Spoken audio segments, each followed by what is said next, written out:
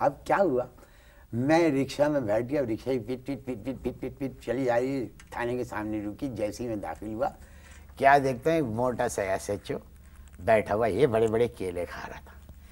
रमज़ान का महीना, रोज़े का टाइम, केले खा रहा था। मुझे देखते उसने गुप करके दोनों केले जल्दी से मुंह में डाल लिए। उसके दांत के बीच में था खला, वहाँ से कुछ केले थोड़े से निकल आए चिपक करके। और टीसी से पूछा मुझसे, इशारे से, कहना क्या बात है। मैंने कहा FIR काटो। कहना किस बात की। मैंने कहा भाई मेरी गाड़ी चोरी करके ले गए, मेरा मोबाइल ले गए, FIR काटो। तो कहने कलम लाओ। मैंने कहा भाई कलम, मैं कहाँ से कलम लाऊं, ये तो थाना है, आप पर्चा काटे कलम लाएं। कहने के बराबर में जर्रा की दुकान है, वहाँ जाओ, उससे कलम लेके आओ। मैं गया जर्रा के पास, मैंने जर्रा से कलम मांगी। मैंने कहा भाई वो FIR कटवानी है। उसने यूं उठा के मुझे वो कलम दी, कहने लगे ले जाओ।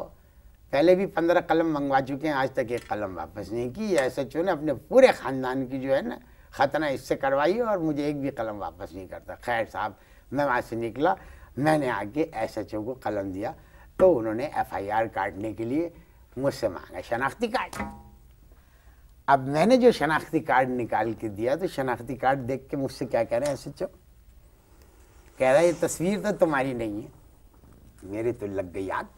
मैंने कहा भाई मेरा शनाख्ती कार्ड है, ये मेरी फ़ोटो है। कहने लगे नहीं ये तुम्हारी फ़ोटो नहीं है। मैंने कहा ये कैसे मेरी फ़ोटो नहीं है, ये फ़ोटो मेरी फुफ्फी ने खुद खींची है। कहने लगे तुम्हारी फुफ्फो कौन। मैंने कहा नादरा। मैंने कहा अब नादरा एक सरकारी इदारा है, वो फ़ोटो खींचते हैं तो ये बनता है शनाख्ती कार्ड। खैर साहब, खुदा खुदा करके उसने FIR दर्ज की। FIR दर्ज करने के बाद मैंने कलम मांगी, कलम भी नहीं दिया मुझे। मैं चला गया बराबर में जर्रा के वहाँ, मैंने जाके उसको पेमेंट की कलम की। अब वहाँ से मैं निकला। अब निकल के अनवर मकसूद साहब, आपकी गुफ्तगू बहुत ही, मतलब मैं शर्मिंदा भी हूँ कि मुझे आपसे अफसोस तो हो रहा होगा ना, अफसोस हो रहा है मुझको। गुफ्तगू जारी है, आप इश्तहार देखें। जी, वक्फा ख़त्म हो चुका है। इससे पहले आप बता रहे थे कि आप मैं सड़क पे आ गए। वहाँ जब मैंने उसको FIR कटवा के जरा को मैंने वो कलम वापस दे दिया। अब जरा कहने लगा कैसे दिए आपने कलम, तो पेमेंट की गरीब आदमी था। जी। खैर साहब, मैं सड़क क्रॉस कर रहा, रमज़ान का मुबारक महीना, सड़क क्रॉस कर रहा था। मैंने क्या देखा कि एक साहब एक खातून को सहारा दिए हुए सड़क क्रॉस करा रहे। तो खातून तकरीबन गिरने वाली थी। मेरे दिल में एक हमदर्दी का जज्बा जागा कि कहीं बेचारी गिर न जाए। मैंने जाके उस औरत को सहारा दिया। अब उस औरत की बदतमीज़ी देखिए, उसने उस आदमी के कान में कहा कि इसने मुझे ज़ोर से दबाया है पीछे से।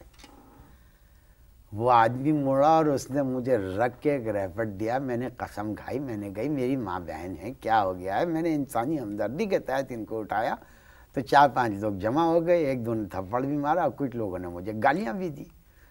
खैर साहब, मैंने अपनी इज्जत बचाई, वहाँ से बड़ी तौबा की। निकला, मैं थोड़ा आगे चला गया कि अब मैं टैक्सी पकड़ूँ और मैं जाऊँ, आपकी तरफ आऊँ मैं। अब जैसे मैं टैक्सी में बैठा तो अब एक अजीब सीन, मैंने जेब में हाथ डाला तो मेरा बटुआ गायब। अनवर मकसूद भाई, मैं समझ गया कि वो जिस आदमी के साथ जो औरत थी, बल्कि जिस औरत के साथ वो आदमी था, उसने ही ये काम किया। ये मिली भगत थी और इसी दौरान मुझे जो वो थप्पड़ पर मार रहे थे, खींचा खाची कर रहे थे, निकाल लिया उन्होंने पर्स। अब मुझे बड़ी टेंशन हो गई कि मैं करूं तो क्या करूं। फिर मैंने सोचा कि भाई दोबारा FIR कटानी पड़ेगी। अब मैं दोबारा गया, क्या देगा, SHO साहब फिर बैठे हुए, फिर के रखा है। मुझे देखते ही मुझसे कहने लगे अबे फिर आ गया तू। मैं उनको पूरा किस्सा सुनाया। मैंने कहा साहब मेरा बटुआ भी चला गया, मेरी FIR काटे। तो मुझसे कहने लगा अबे तुझे शर्म नहीं आई, तूने रमज़ान के मुबारक महीने में औरत को छेड़ा, उसको इतनी ज़ोर से दबाया। मैंने कहा खुदा की कसम इस किस्सा की बात करें, ऐसी कोई बात नहीं थी। मैंने कहा FIR काटें, तो कहने लगे शनाख्ती कार्ड लाओ। मैंने कहा भाई शनाख्ती कार्ड जो था वो इसी पर्स में था, वो साथ चला गया। तो मैंने कहा आपने अभी थोड़ी देर पहले मेरी FIR काटी है, उसकी कॉपी होगी, उसमें शनाख्ती कार्ड नंबर होगा, दे दीजिए। तो कहने लगे कि अब कार्बन रखना भूल गया था मैं नीचे, वो ओरिजिनली तुम्हें दे दिए, वो तुमने खो दिया, आप जाओ नया शनाख्ती कार्ड बनवाओ और उसके बाद आके FIR कटवाओ।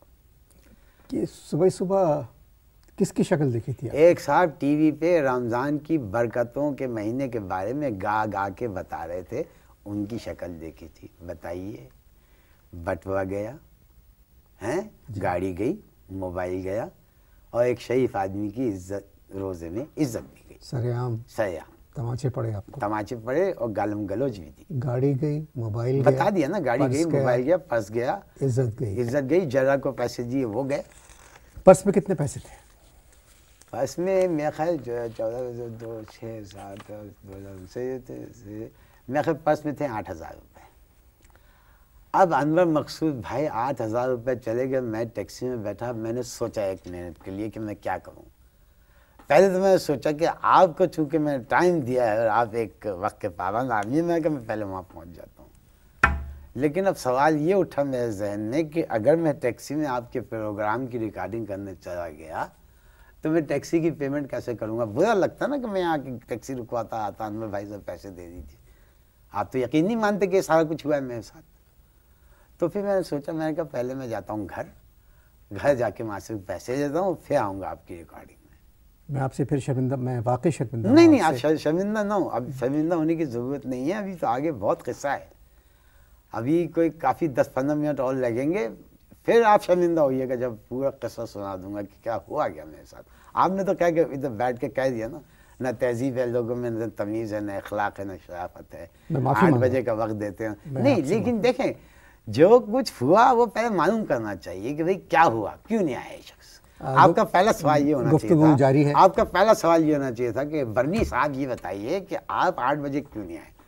लेकिन आपने डायरेक्ट आप शुरू हो गए कि अखलाक, तहजीब, तमीज़ नाम की कोई चीज़ नहीं है। गुफ्तगू जारी है, आप इश्तार देखें। जी, दूसरा वफ़ा भी ख़त्म हो गया। जी, ख़त्म हो गया। इस वक्त आप एक ऐसे इंसान की दास्तान सुन रहे हैं, एक ऐसे शरीफ इंसान की दास्तान, एक ऐसे शरीफ इंसान की दास्तान सुन रहे हैं जी, जिसके साथ एक दिन में क्या कुछ नहीं हुआ। अभी आगे जो कुछ है वो तो इससे भी ज़्यादा दिलचस्प और अल्लाह माफ़ करे खौफनाक भी है। क्या हुआ? देखिए, मुझ में तहजीब, शराफत सब कुछ है। मैंने इसी मैं शर्मिंदा हूँ, मैं आपसे शर्मिंदा हूँ, मैं आपसे फिर माफ़ी मैं माफ़ी मांगू। देखिए, मैं शर्मिंदा ना हूँ। प्रोग्राम की रिकॉर्डिंग आप ख़त्म कर लीजिए, उसके बाद मैं खुद अपनी गुद्दी आपके कदम में रख के आपसे माफ़ी का ख्वासगार होऊंगा। ये मेरे में है। लेकिन आप किस्सा सुनिए जो हुआ। जी, आप टैक्सी आपने ले ली, मैं टैक्सी में बैठा घर। अब मैं टैक्सी में बैठ के अपने घर जा रहा था, क्योंकि अगर यहाँ आता तो आपसे पैसे मांगने पड़ते। मैं सोचा घर जाके मैं पैसे ले लूँगा और यहाँ आ जाऊँगा। अब बलोच कॉलोनी के पास से जब टैक्सी गुजर रही थी, वहाँ खड़ी हुई थी एक बीट। पुलिस वालों की जो 3-4 होते हैं उसको बीट कहते हैं। रेंजर्स। बीट खड़ी हुई थी पुलिस वालों की। टैक्सी वाले ने यूं करके देखा, टैक्सी रोकी, दरवाज़ा खोला, कूदा, भागा। मुझे लग गया झटका। मैंने कहा ये अच्छा भला था टैक्सी, मैं एक शरीफ आदमी बैठा हुआ हूँ, ये टैक्सी छोड़ के क्यों भागा। पुलिस वाले आए, उन्होंने आके वहाँ से इग्निशन में से चाबी निकाली, डिक्की खोली, उसमें से बरामद हुई कोई 20 गैर मुल्की शराब की बोतलें। एक पुलिस वाला मेरे पास आया, कहने लगे शर्म नहीं आती है, रमज़ान के मुबारक महीने में ये बोतलें लेके घूम रहे हैं। मैंने कहा भाई ज़िंदगी में कसम ले लो, मैंने तो इस चीज़ को कभी हाथ भी नहीं लगाया, मेरा रोज़ा है। कहने लगे रोज़ा वोज़ा सब पता है हमें, तू ईद की पार्टी का इंतज़ाम कर रहा था ये। अरे भाई, मुझे खींच के निकाला और एक पुलिस वाले ने मेरे पीछे रख के दी एक लात। मैं जाके धड़ करके मेरा सर जो है ज़मीन से टकराया। अब जब ज़मीन से टकराया, मैं यूँ पड़ा हुआ था तो मुझे किसी के जूते नज़र आए। अब उन जूतों से मैंने यूँ जो टिलअप किया तो देखा मेरे दोस्त खड़े हुए, वो वकील हैं, वो मुझे पहचान गए। मुझसे कहने लगे तुम। मैंने कहा देखो भाई, इस तरह से मेरे साथ ज़्यादती हुई है, मेरी गाड़ी भी चली गई, पर्स भी चला गया, मोबाइल भी गया, इज्जत भी गई, और अब ये इल्ज़ाम लगा रहे हो। मैंने कहा कोई फिक्र की बात नहीं है, तुम मेरी गाड़ी में बैठो और अपने घर चलो, मैं वहाँ से फ़ोन करता हूँ डीएसपी को, डीएसपी मेरे दोस्त हैं, फिर देखते हैं कि ऐसे कैसे ज़्यादती होती है।